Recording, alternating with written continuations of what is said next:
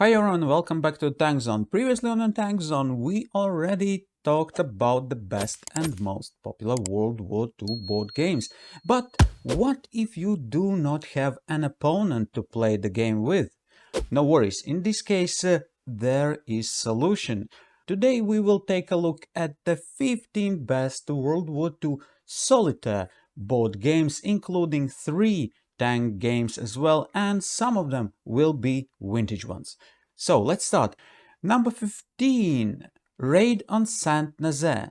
Released in 1987, this game simulates the March 28, 1942 British raid on the Nazi-occupied French port of Saint-Nazaire. In the first part of the game, the player moves the British boats and destroyers to their landing areas, while determining the result of many shots from the harbor guns.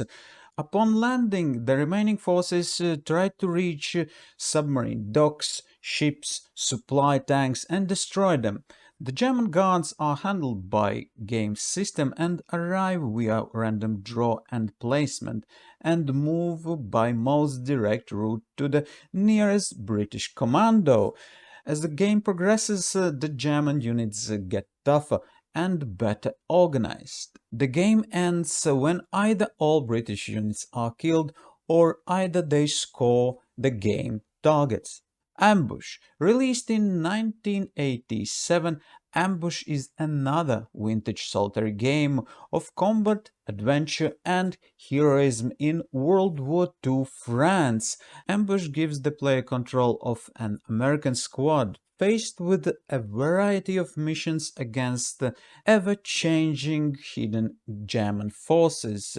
Game system offers variable events, different tactical options, and plenty of unpredictable situations. Game rules are easy to learn. The player selects and arms his squad, providing each soldier with the command and initiative ratings, perception, weapon skills, driving skills, and movement capabilities. After selecting one of the 8 missions provided, player sends his squad into the mission map to conduct operations.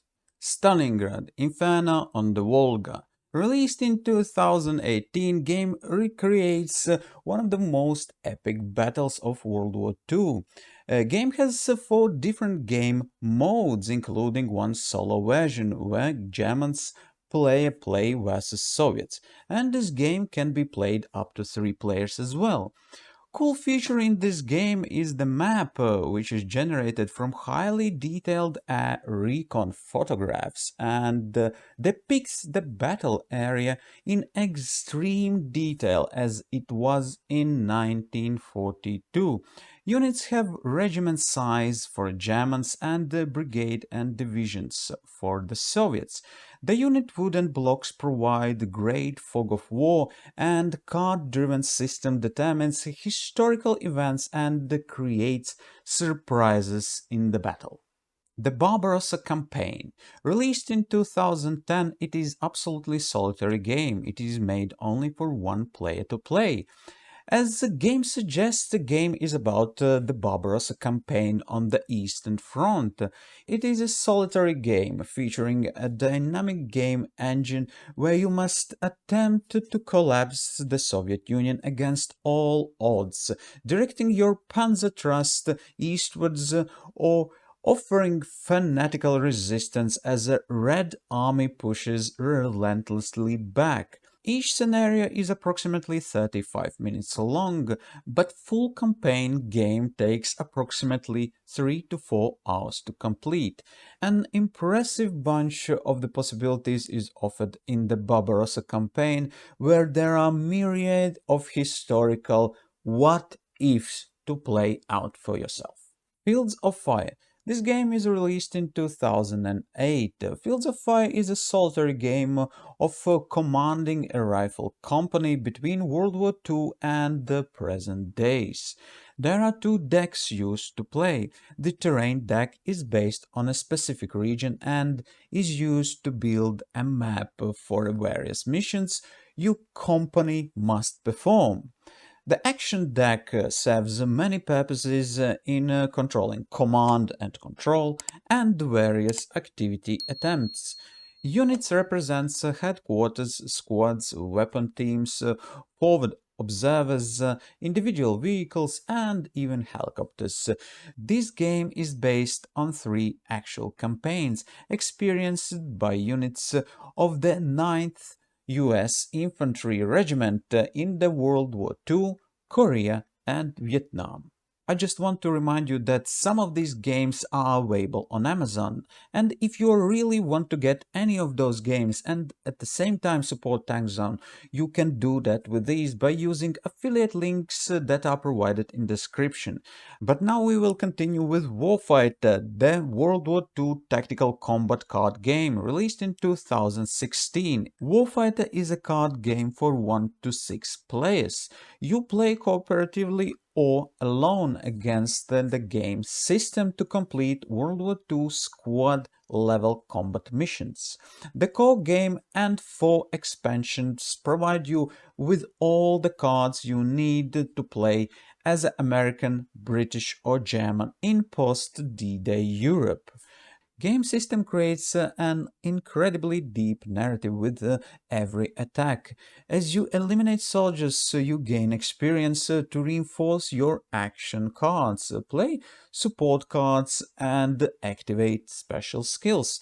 You select and equip units with skills, weapons, and combat gear, and then fight in attempt to reach and complete your mission objectives. Pavlov's House. Released in 2018, this game is a solitary game, but it can be played again with 3 players. It is a card-based game. In Pavlov's House, you take control of defenders of the Soviet stronghold in Stalingrad. You also control the key leaders of Soviet 62nd Army. The goal of Pavlov's House is to last until 7th Company, 3rd Battalion, 42nd Guard Rifle Regiment of the 13th Guard Division is tasked with storming a key German strongpoint during the Battle of Stalingrad. Liberty Roads. Released in 2009, this game is developed for 1 or up to 2 players.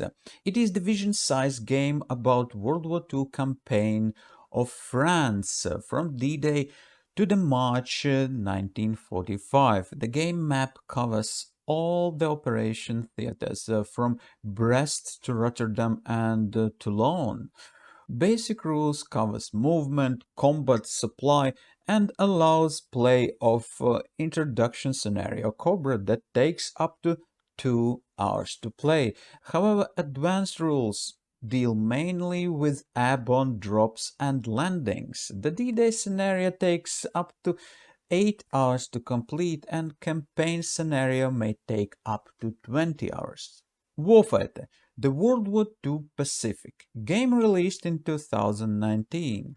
We will not go deep into this one because it has same game principles as Warfighter, the World War II tactical combat card game that we looked at previously. Only this time you control US Marines and fight against a full set of Japanese hostilities. Fields of Fire 2, released in 2019. In the Fields of Fire 2 diceless solitary game, you take command of a rifle company in the 5th Marines, the most decorated regiment in all US Marine Corps. The game has 3 campaigns: World War II, Korea, and Vietnam. World War II campaign is about assault on Peleliu in September 1942 to attack Japanese forces. There are 2 decks of cards used to play. The terrain deck is based on a specific region and is used to build a map for various missions your company must perform. The action deck serves many other purposes in controlling combat, command and control, and various actions. The units of the company are counters representing headquarters, squads, weapon teams, and individual vehicles. But before we get to top 5 best and highly rated solo board games about World War II ground warfare, what about you sharing your opinion? Which one of these is your favorite World War II game? Maybe it is not mentioned in this list, maybe it should be.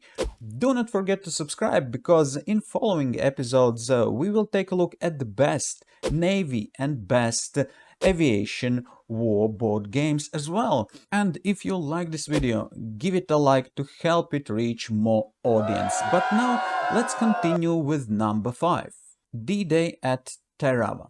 Released in 2014, D-Day at Tarawa is a solitary game simulating the amphibious invasion of Betio Island in the Tarawa Atoll. The US Marines assaulting the tiny island with its strategically vital airstrip found themselves in their toughest battle of World War II, a fight to the death against 5,000 Japanese defenders. An innovative diceless combat system highlights unknown enemy deployments and the importance of the right weapons and tactics. Event cards keeps action going on and introducing extensive historical detail. And here it is, just mentioned D-Day at Omaha Beach. Released in 2009, this is a game for 1 or 2 players.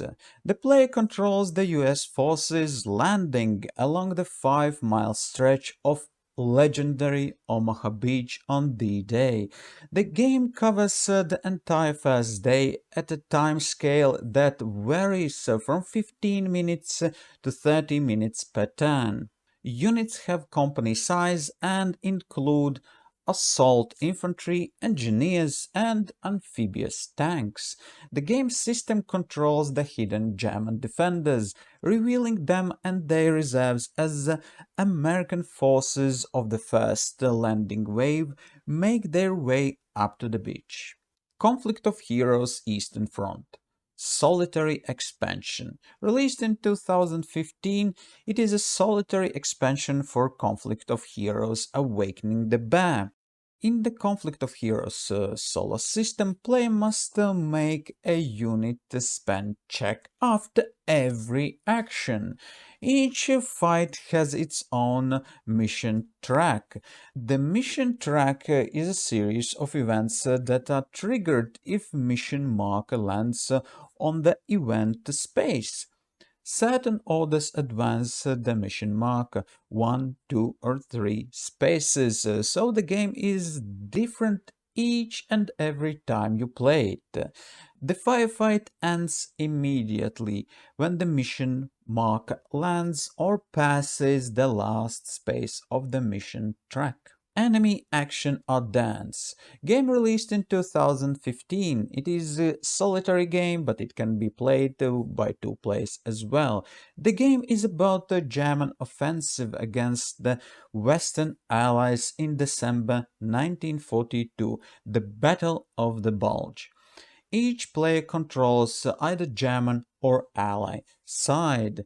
If you decide to play solo, again you can play either German or Ally side, but the game system controls the other side. Enemy Action Ardenes actually is a 3 games in 1 box. 2-player game, solitary playing allies and solitary playing the German side. Unit scale is regiment, brigade and division, with 1 to 4 steps per unit, and each turn represents 1 day of the battle. Lone Panzer. Released in 2020, Lone Panzer is a solitary game that takes around 30 minutes or up to 1 hour to play. Player controls a German 4th Panzer Army that just suffered a major defeat at Prokhorovka in July 1943. You've been caught behind enemy lines and have to traverse 40 kilometers through enemy territory and try to reach your headquarters. Players should take control of all 5 crew members and try to move this tank from one side of the map to another, encountering enemy units and testing skills of this crew against wartime difficulties. And that's it guys for today. Thank you for watching and following Tank Zone. If you haven't subscribed yet, then do it right now. Meanwhile, I wish you a wonderful day, success in the games, and I will catch you in the next episode.